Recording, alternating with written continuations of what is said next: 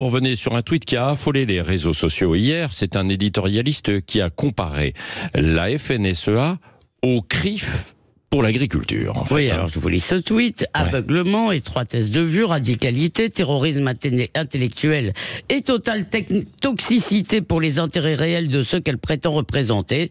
La FNSEA se CRIF des paysans. Alors je vous fais la traduction. La FNSEA est aussi maléfique que le CRIF et aussi nocive pour les agriculteurs que le CRIF pour les juifs.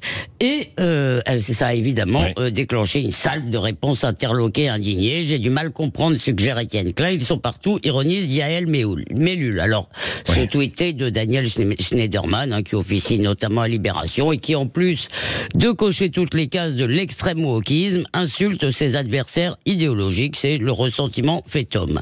Alors, me direz-vous, pourquoi en parler, alors que lui ne représente personne? Eh bien, parce que cette obsession juive n'est pas son apanage, elle est désormais le marqueur d'une gauche perdue, qui est largement la gauche insoumise, parce que franchement, arriver à parler du CRIF à propos de la crise des paysans, il fallait le faire. Bon, cependant, Elisabeth, toute critique du CRIF n'est pas antisémite.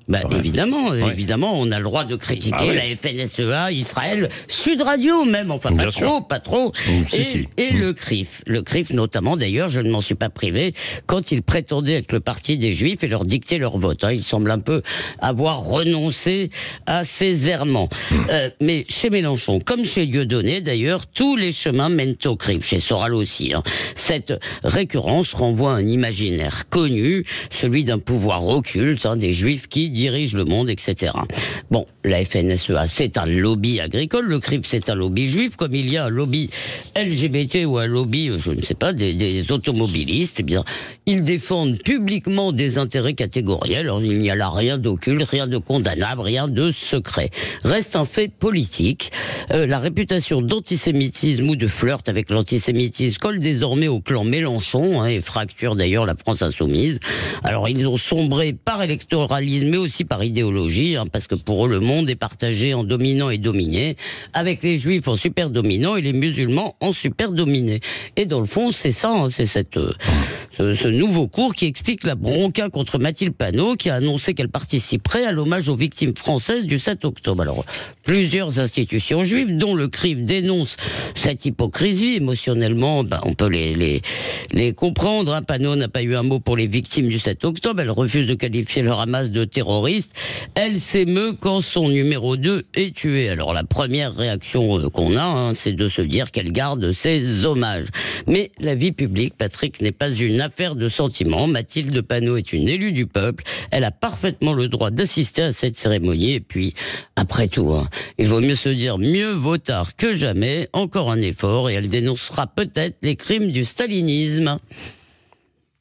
Elisabeth Lévy.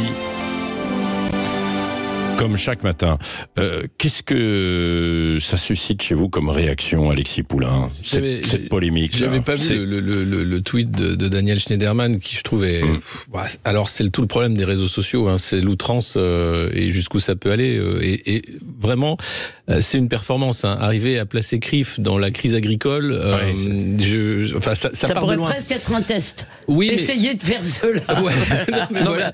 Mais ça veut dire qu'il y a une obsession, il y a quelque chose d'inquiétant parce que qu'est-ce que ça vient faire là?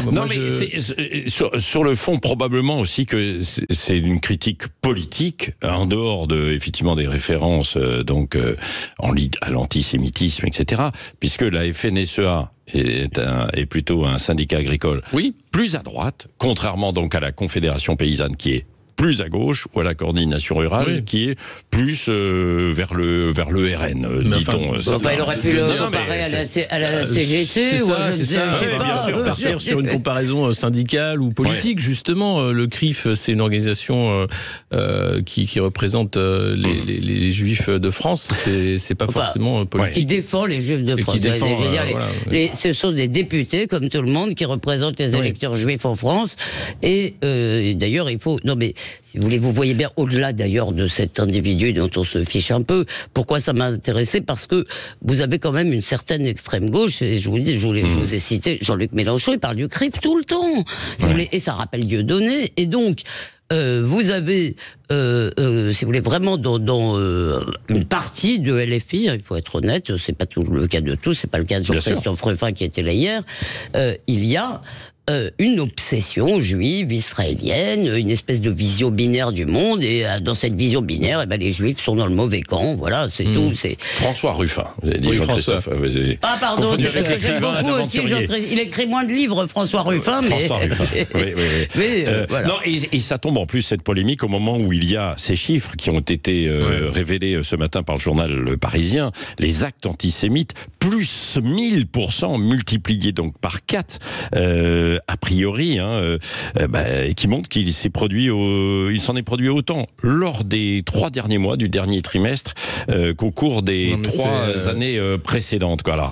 Évidemment, il y a le contexte international avec ce qui s'est passé et l'attaque du Hamas, mais Elisabeth Lévy. C'est évidemment très préoccupant. Cependant, je ne veux pas du tout créer de polémique en disant cela. Je dis cela aussi quand on parle des actes contre les femmes ou des actes contre n'importe qui. Je pense qu'on aurait intérêt, si vous voulez, à ne pas absolument mettre dans le même sac des insultes qui témoignent d'un climat tout à fait délétère, évidemment, et des agressions physiques, par exemple. Je pense qu'il faut, parce que des chiffres globaux, si vous voulez, nous donneraient l'impression que les Juifs sont tous en danger. Il y a une hostilité, si vous voulez. Mais je crois quand même, heureusement, les actes physiques restent. Il y a des pierres lancées contre des synagogues, oui, ça arrive. Les actes physiques contre des Juifs, ça arrive, mais heureusement, ils n'ont pas augmenté de 1000%. Oui, absolument. Oui, et il est 8h20, dans un instant nous continuons, dites-le franchement sur Sud Radio. Elisabeth Lévy, Alexis Poulain ce matin, avant de retrouver Jean-Jacques Bourdin tout à l'heure et son invité, c'est Willy Schran. Et puis de faire un point aussi sur les agriculteurs qui bloquent un peu partout et qui viennent, là vous avez vu, vers l'Île-de-France, notamment sur la Nationale 12, qui vient de l'Ouest, là dans les Yvelines. Nous en parlerons bien sûr et vous pourrez réagir au 0826 300 300.